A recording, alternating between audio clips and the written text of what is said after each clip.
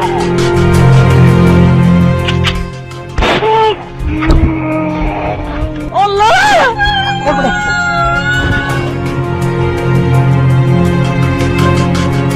গায়েবী হামলা হবে, গায়েবী অগ্নিসংযোগ হবে।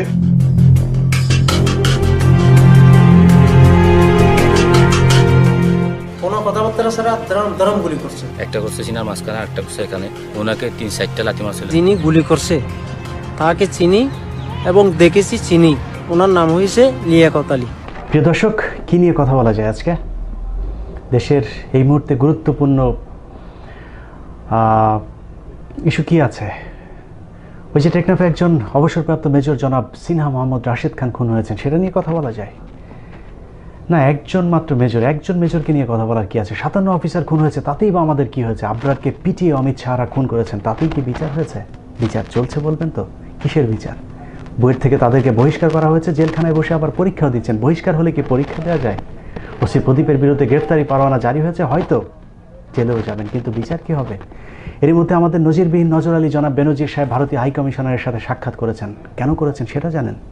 সেটা জানতে ওসি প্রদীপকে নিয়ে করা আমার একটি ছোট্ট অনুসন্ধান দেখুন, তাহলে সব প্রশ্নের উত্তর মিলবে। সাথে আছি আমি ইলিয়াস হোসাইন। প্রদীপ কুমার দাস বাংলাদেশ পুলিশের সাব ইন্সপেক্টর হিসেবে যোগদান করেন বিগত বিএনপি জামায়াত জোট সরকারের আমলে যথারীতি দুর্নীতির মাধ্যমে। জানা যায় চট্টগ্রাম মহসিন কলেজ হতে স্নাতক সম্পন্ন করেন প্রদীপ কুমার দাস। অত্যন্ত চতুর এই পুলিশ কর্মকর্তা বিএনপি সরকারের আমলে তিনি চট্টগ্রাম মেট্রোপলিটন পুলিশের ডিবিতে দায়িত্ব পালন করেন।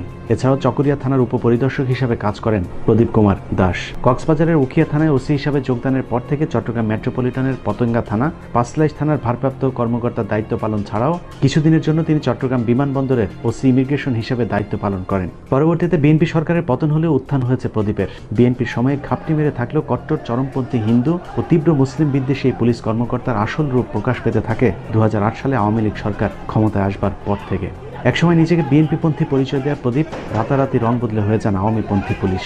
নিজেকে প্রমাণ করবার যুদ্ধে তিনি শুরু করেন একের পর এক বিএনপি জামাতের নেতাকর্মী হত্যার মিশন।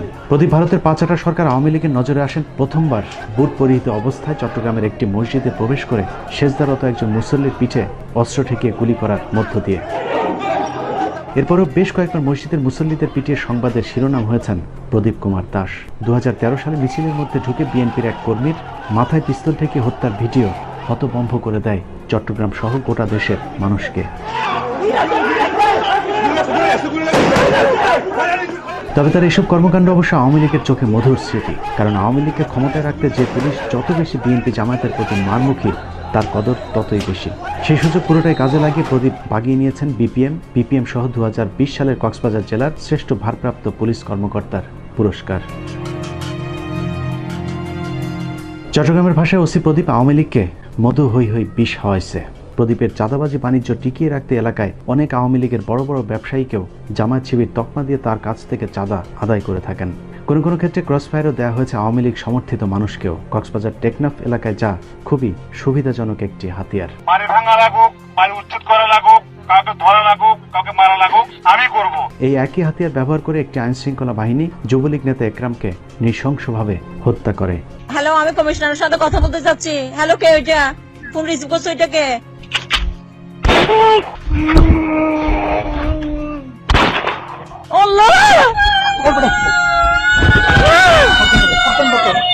এভাবেই একের পর এক অপরাধ জগতের সাথে নিজেকে জড়িয়ে পুরো টেকনাফকে একটি মৃত্যুপুরী হিসাবে গড়ে তোলেন প্রদীপ কুমার দাস।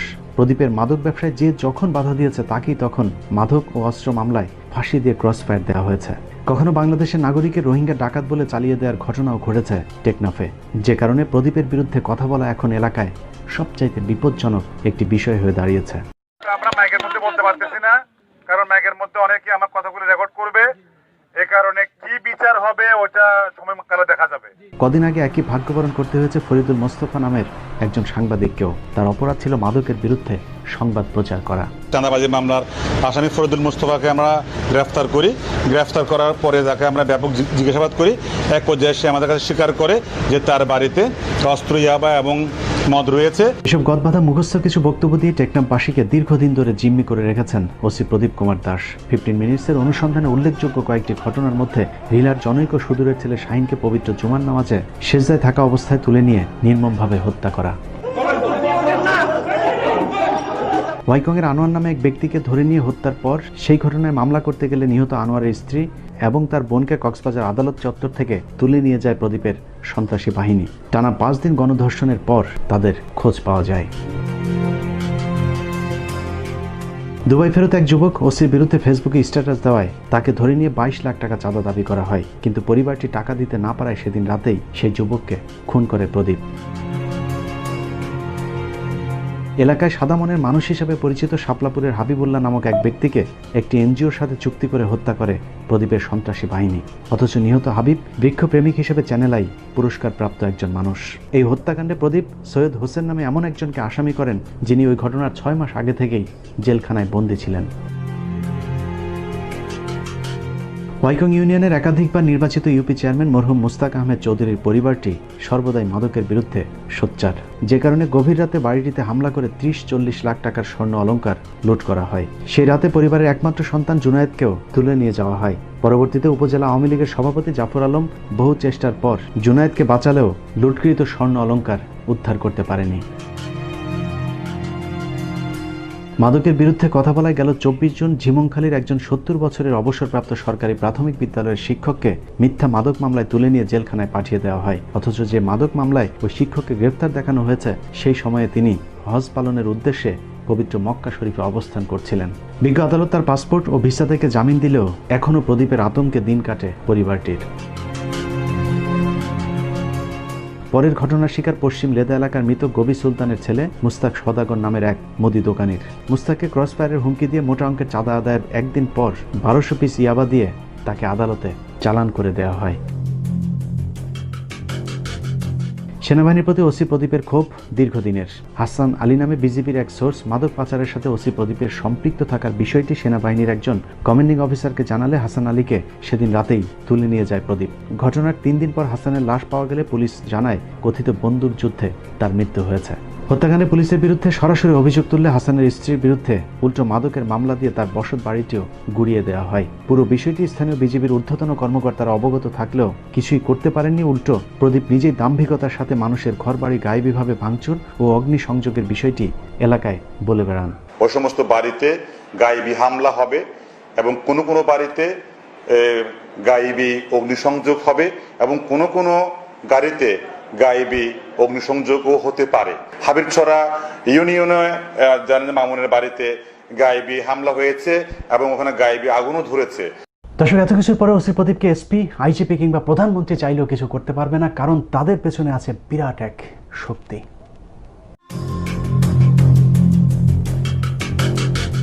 ওসি প্রদীপ টেকনাফ থানার ওসি হয়ে আসার পর থেকে মেজর সিনহা হত্যাকাণ্ড পর্যন্ত মোট 145টি ক্রসফায়ারের ঘটনা ঘটেছে, যার প্রতিটির পেছনে রয়েছে ওসি প্রদীপের চাঁদাবাজি অথবা মাদক ব্যবসায় বাধা দেওয়ার কারণ।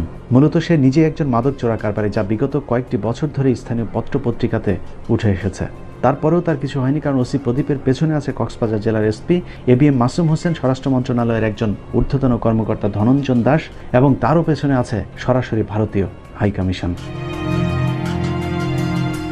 এত সব প্রভাবকে কাজে লাগিয়ে প্রদীপ কুমার দাস এখন অঢেল সম্পদের মালিক। 15 মিনিটসের কাছে প্রাপ্ত তথ্যানুযায়ী প্রদীপের কক্সবাজারে 3টি হোটেলের মালিকানা শেয়ার রয়েছে। কক্সবাজার শহরের কলাতলি এলাকায় তার একটি বিলাসবহুল অ্যাপার্টমেন্ট, চট্টগ্রামের পাথরঘাটে স্ত্রীর নামে লক্ষ্মী ম্যানশন নামে একটি বহুতল ভবন, মুরাদপুরে রয়েছে মুরাদপুর সংলগ্ন অভিজাত এলাকায় 6 কাঠার একটি প্লট। তবে এসবের বাইরেও তার সম্পত্তির একটি বড় অংশ তিনি ভারতে পাচার করেছেন। ভারতের আসামের রাজধানী গুয়াহাটি শহরের পল্টন স্টেশনের পাশে বিলাসবহুল 2টি বাড়িসহ নামে বেনামে তার প্রচুর অর্থ থাকার বিষয়টি টেকনাফে ওপেন সিক্রেট।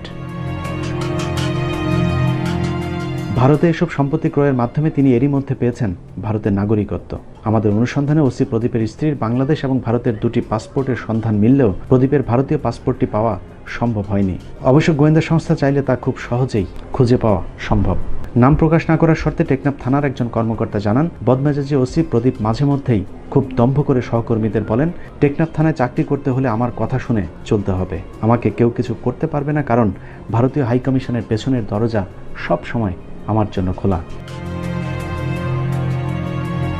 ভারতের খুঁটির উপর কতটা ভর করে প্রদীপ দাঁড়িয়ে আছে সেটার প্রমাণ আরও কিছু কর্মকাণ্ড দেখলেই বোঝা যাবে। মুসলিম শরিয়া আইন অনুযায়ী 3 তালাকের যে বিধান আছে, ভারতের সম্প্রতি তার বিরুদ্ধে একটি বিল পাশ করা হয়েছে। যদিও বাংলাদেশে সেই বিধানটি এখনও বিদ্যমান। কিন্তু বাংলাদেশের নিয়ম রীতির প্রতি বৃদ্ধাঙ্গুলি দেখিয়ে ওসি প্রদীপ তার থানার দেয়ালে ভারতের সেই বিলটি ঝুলিয়ে দিয়েছেন। এর মাধ্যমে ওসি প্রদীপ রাষ্ট্রদ্রোহিতার অপরাধ সংঘটিত করেছেন।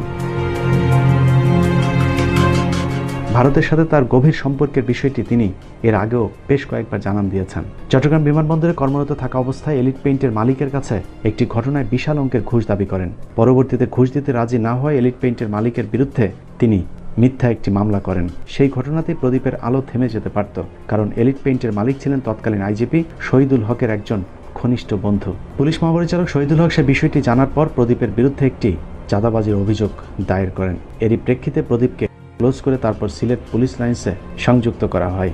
কিন্তু তাতেও লাভ হয়নি, কারণ পুলিশ মহাপরিচালকের চাইতে উপরের মানুষের সাথে হাত রয়েছে প্রদীপ কুমার দাসের। পুলিশ সদর দপ্তরের একজন কর্মকর্তা জানান, ভারতীয় হাইকমিশন এবং স্বরাষ্ট্রমন্ত্রীর জোরে আইজিপি শহীদুলকে বুড়ো আঙুল দেখিয়ে তারপর কক্সবাজারের মহেশখালী থানার ওসি হিসাবে নিয়োগ পান প্রদীপ কুমার দাস। লম্বা সময় মহেশখালী থাকার পর প্রদীপ বাগিয়ে নেন ঘুষখোরদের স্বপ্নের পোস্টিং টেকনাফ থানার ওসির চেয়ারটি। সেখানেও একই রকমের ঘুষ বাণিজ্য চলতে থাকলে গেল বছরের 4 মে 2019 তারিখে তৎকালীন অতিরিক্ত আইজিপি মখলিসুর রহমান অবসরে যাবার আগে ওসি প্রদীপের বিরুদ্ধে নানান দুর্নীতির অভিযোগের প্রেক্ষিতে টেকনাফ থানা থেকে সরিয়ে দেন। কিন্তু অজানা শক্তির কারণে মাসখানেকের মধ্যে আবারও তিনি টেকনাফ থানার ওসির পদটি ফিরে পান।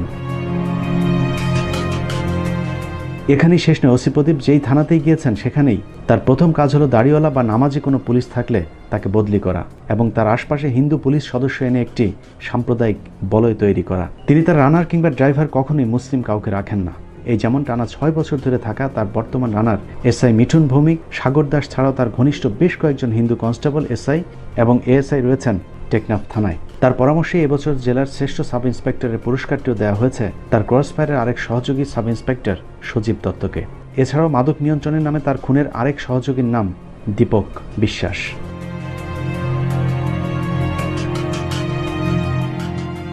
মূলত মিঠুন, সজীব, সাগর ও দীপককে নিয়ে ওসি প্রদীপ টেকনাফ জুড়ে একটি মাফিয়া গ্যাং গড়ে তুলেছেন, যারা স্থানীয়ভাবে ইয়াবা পাচার সহ পুলিশের গাড়িতে করেই ঢাকা চট্টগ্রাম পর্যন্ত পৌঁছে দেওয়ার কাজটিও করে থাকেন। থানা জুড়ে ওসি প্রদীপের আরেকটি ব্যক্তিগত পরিচয় আছে, তা হলো প্রদীপ কুমার দাস একজন সমকামী। কিছুদিন আগে আভাস নামে ওসি প্রদীপের আরেক সমকামী বন্ধু ছিল, কিন্তু তাকে সরিয়ে ওসি প্রদীপের এখন সবচেয়ে কাছের মানুষ তার রানার মিঠুন ভৌমিক। এছাড়াও তার থানার আরেক সমকামী সজীব দত্তের সাথেও প্রদীপের শারীরিক সম্পর্ক রয়েছে। প্রদীপ যে থানাতেই গিয়েছে সেখানেই সমকামীদের একটি স্বর্গরাজ্য তৈরি করেছেন। পতেঙ্গা থানায় থাকাকালীন প্রজাপতি রিসোর্ট নামে একটি রিসোর্টকে সমকামীদের জন্য সেফ হাউস হিসাবে ব্যবহার শুরু করেন ওসি প্রদীপ, যার প্রমাণ এখনও ওই রিসোর্টে গেলে পাওয়া যাবে। তার সমকামিতার সঙ্গে মিঠুন ভৌমিক, সাগর দাস, সজীব দত্তদের নিয়ে বিভিন্ন দেশে ভ্রমণ এবং একান্ত সময় কাটানোর কিছু স্থির চিত্র এখন 15 মিনিটসের হাতে। তবে প্রদীপের স্ত্রী সন্তানও আছে, কিন্তু তার এই বিকৃত যৌনাচারের কারণে একাধিকবার থানার ভেতরেই তার স্ত্রীর সাথে কথা কাটাকাটির ঘটনাও ঘটেছে। উল্লেখ্য, প্রদীপের একটি বিকৃত যৌনাচারের প্রতিশোধ নিতে তার স্ত্রী পতেঙ্গা থানার একজন ওসি তদন্তের সাথে অবৈধ শারীরিক সম্পর্ক গড়ে তোলেন। বিষয়টি টের পেয়ে প্রদীপ ওই অফিসারকে চাকরি ছেড়ে দেশ ত্যাগ করতে বাধ্য করেন। এভাবেই টেকনাফ কিংবা কক্সবাজার তো বটেই, পুরো চট্টগ্রাম জুড়েই ওসি প্রদীপের অদৃশ্য একটি নিয়ন্ত্রণ তৈরি হয়েছে, যে কারণে সিনহা হত্যাকাণ্ডের তদন্তের দায়িত্ব দেওয়া হয়েছে ওসি প্রদীপের খুব ঘনিষ্ঠ একজন পুলিশ কর্মকর্তা, যার নাম নন্দদুলাল রক্ষিত। সব মিলিয়ে টেকনাফ থানা যেন বাংলাদেশের বুকে এক টুকরো মিনি কলকাতা। প্রিয় দর্শকের পরকে বিচার চান? কেন চান? মেজর সিনহা হত্যাকাণ্ডের আগে শুধুমাত্র টেকনাফ থানাতে ওসি প্রদীপ আরও 144টি খুন করেছিল। সে 144 খুনের কি বিচার হয়েছে? যদি না হয় তাহলে শুধুমাত্র মেজর হত্যার বিচার কেন চাইতে হবে? সে 144 জনেরও প্রাণ ছিল, বাঁচার ইচ্ছে ছিল, সুন্দর এই পৃথিবীতে আরও কিছুদিন বেঁচে থাকবার জন্যে কপালের মাঝ বরাবর গুলি করবার ঠিক আগ মুহূর্তে হয়তো বাঁচার সে সাকুতিও জানিয়েছিল। কে জানে চোখের পাশ দিয়ে ঢুকে যাওয়া গুলির আঘাতে ঝাপসা হয়ে যাওয়া চোখে শেষ একটি বারের জন্য হলেও সন্তান কিংবা মায়ের মুখটি দেখবার ইচ্ছেও হয়তো হয়েছিল। দর্শক, আসলে প্রতিটি মৃত্যুই কষ্টের, প্রতিটি মৃত্যুই দম বন্ধ করা যন্ত্রণার। তাই আসুন, বাঁচতে হলে একসাথে বাঁচবো, মরতে হলেও একই সাথে। আর যদি বাঁচতে চান তাহলে বাংলাদেশের প্রতিটি থানা, জেলা, সচিবালয় কিংবা ক্যান্টনমেন্টে থাকা ভারতীয় সাম্প্রদায়িক দালালদেরকে প্রতিহত করতে হবে। আল্লাহ হাফেজ।